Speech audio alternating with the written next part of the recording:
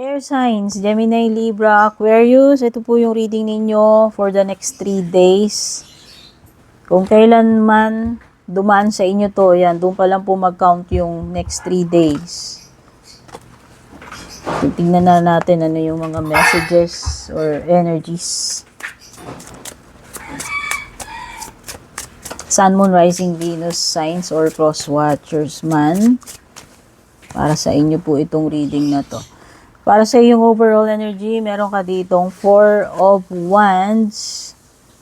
Overall or main energy. And then, sa advantage or disadvantage, you have the 10 of Swords. Sa near future or what's next, you have the Adept of Wands. Sa career, financial, you have the Empress.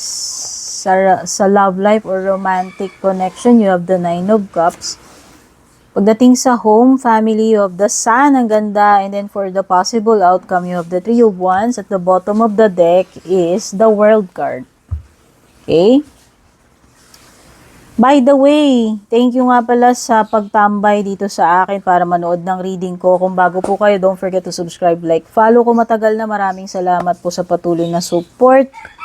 Ayan, sa mga interesado sa private reading ko, tingnan nyo na lang po yung nakalagay sa screen or nakasulat sa description. So, banggitin ko na lang din yung mga signs na lumilitaw sa cards, no? Maaaring may kaugnayan to sa sitwasyon ninyo or sa mangyayari sa inyo. Okay? Meron ka ditong fire signs, meron ding air signs. Merong specific dito, Taurus, Virgo, pwede rin namang may water. Pwede rin may Leo.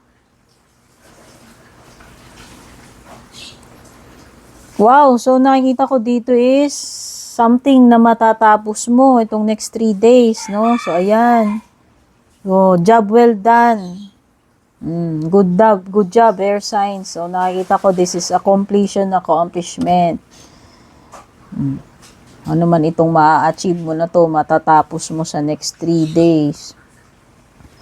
Mukhang malaking bagay or malaking trabaho to. Malaking tipak ng trabaho na makukumpleto mo eh. So, overall energy mo, you have the 4 of Wands. Something na may kinalaman sa family or homecoming, either pagbabalik or pag-alis.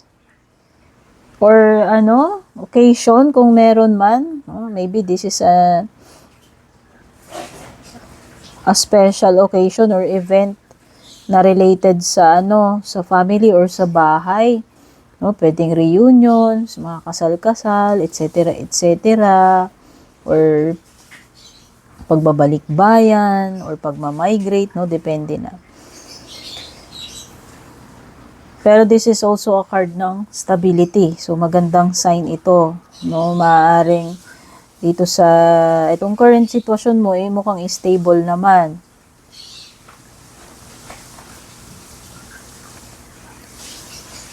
Alam mo, meron talaga ditong something na matatapos na at mabubunutan ka na ng tinik, finally. Yung alam mo, yung mapapasay ka na, ay, salamat, makakaluwag-luwag na ako, or natapos na yung pain in the ass dito. Whatever itong pain in the ass na nararanasan ninyo. Air signs, no? Finally. Meron nga palang ending. Okay? May mga disadvantage and advantage to eh. Pwedeng masakit, pwedeng mahirap, pero kumbaga, titiisin mo na lang parang last hirap na and makakaluwag ka na, or oo, may nag-end, pero at least natapos na. Diba? Makakaluwag ka na, para ka nabunutan ng tinik. Yun yung feeling nito.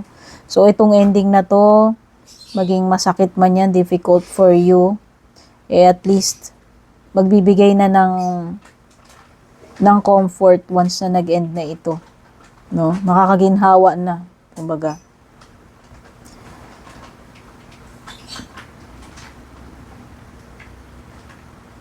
This is something na kumbaga, ayan, nakita mo naman, nasagad na siya eh, 10 of Swords. Nandun na lahat ng swords, ano pa ba itutusok mo? So, wala na eh. Wala nang paglalagyan. Kumbaga na-reach na yung yung quota. Alam mo 'yon. Na-reach na yung hangganan nito. Kumbaga na rock bottom na ano ba 'yan, na dead end na. Okay, there's no way but up. Yun na lang talaga yung direction dito. Kumbaga talagang hanggang doon na lang siya. Sa area naman ng near future or what's next, you have the Adept of Wands. So this is good news para sa iyo, air signs. Exciting or good news na paparating.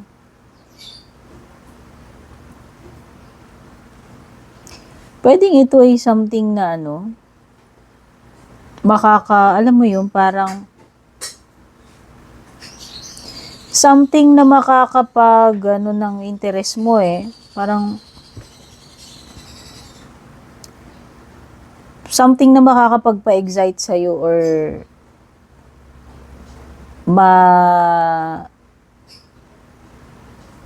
ano ba tawag dito, yung magkakaroon ka ng interest dito sa bagay na to.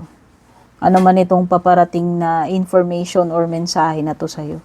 No, sabi ko nga pwedeng good news ito Tapos sa area naman ng iyong career or financial, meron ka Empress, wow, abundance, air signs, ang ganda.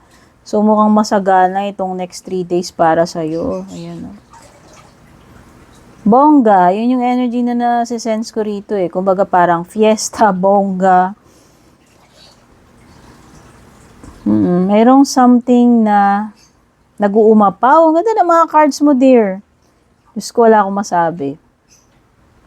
Nabunutan ka na nga ng tinik, no? Siguro ito na lang talaga yung pinaka-tsaka dito. Pero actually, kung titignan mo, this is a blessing in disguise. Kasi, sa isang punto, isipin mo, nag-end. Pero, at least, nag-end na.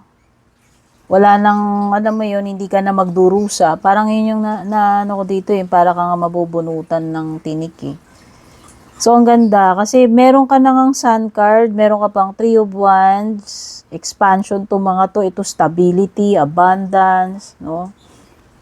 Meron ka pang 9 of Cups. So, ang ganda, pagdating sa pera, sa career, nakikita ko napaka-productive netong mga susunod na araw. Pwedeng marami kang clients, marami kang benta, or marami kang natapos na trabaho, no? Napaka-productive mo. So, ito ka na bumubukad-kad with the Empress, ito ka na nag-uumapaw. Yan. So, pagdating naman sa love life mo, maganda pa rin kasi 9 of Cups, no? Parang wala ka nang, alam mo, yung halos wala ka nang hihilingin. Kompleto itong next 3 days para sa'yo. No?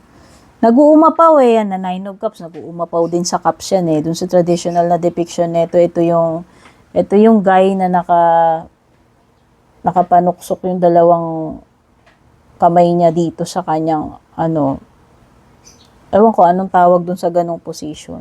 Parang alam mo yung posing ni Mr. Clean, parang ganon. Na very, very siya, very proud, very happy. Alam mo yun na parang nakumpleto niya na. Something na makukumpleto mo kasi ayan, the world. World, ayan. Basta, ito ay accomplishment, malaking accomplishment. Siguro nga meron kang malaking tipak ng trabaho na matatapos. Or makakakota ka ng bonggang-bongga rito. Basta sa love life mo ganun din magiging very happy ka tapos something siguro na gusto mong mangyari sa inyong dalawa is mangyayari. Matutuloy, matutupad. Yan yung nafe-feel ko sa 9 of Cups. Magiging very, happy, contented, no? Parang wala. Lahat nga nandun na kompleto na So, pagdating naman sa bahay, sa family, masaya din. You have the Sun card. Para kayong nagdidiwang dito. Siguro meron nga talagang isang magandang nangyari. Siguro sa pamilya ninyo, meron kayong na-achieve or meron ba kayong something na natupad para sa family? Kasi ang saya-saya ninyo, nagsi-celebrate kayo. Ayan, no? No? After nung mahirap na part is nagsi-celebrate kayo kasi finally nabunutan na kayo ng tinik, diba? Ito yung sinasabi ko. So, halimbawa, huling hulog mo na dun sa inuhulugan mo. Wow, finally, tapos na inuhulugan ko. Makakaluwag na ako. Ang saya-saya na. O, ayan. O. Or, uy, huling hulog ko na. Ibig sabihin, mapapasa akin na yung hinuhulugan ko. Akin na siya. Fully paid na. Charot, diba? Yung mga ganun. Basta meron dito. Something na isineselebrate nyo. Hindi ko alam kung mayroon bang okasyon or kahit wala naman, basta happy lang kayo, meron lang kayo ipinagsiselebrate. Yun yung nakikita ko sa sun card. So, all is well sa home front ninyo, sa pamilya, sa bahay. Wala na akong masasabi sa cards ninyo, air signs. Ang ganda-ganda. Sa pinaka-outcome mo, ayan, nakikita ko na yung mga plano mo, magwo-work yan. Magiging successful yung outcome. Kaya kung may mga niro-roll outcome projects dyan, ano ba to, mga kontrata o mga pinaplano mo, nakikita ko na magsasucceed with the 3 of Wands. And kung ito ay nagabang ka ng go signal pagdating sa travel, oo, matutuloy. Oo, expansion to growth So, ang nakikita ko lang para sa inyo, air signs, Gemini, Libra, Aquarius, is paunlad, palawak. Okay? Nakita mo naman, Empress, no? Sun, ayoko na. Redundant na, no? Basta, nakikita ko lang all is well para sa inyo sa next 3 days. Nandiyan ang pagiging kumpleto, masaya, no? Parang halos lahat ng hinihiling mo, parang nandyan na. Tapos, ayan pa yung completion, achievement, world card, no? So, sabi ko nga, merong milestone, malaking accomplishment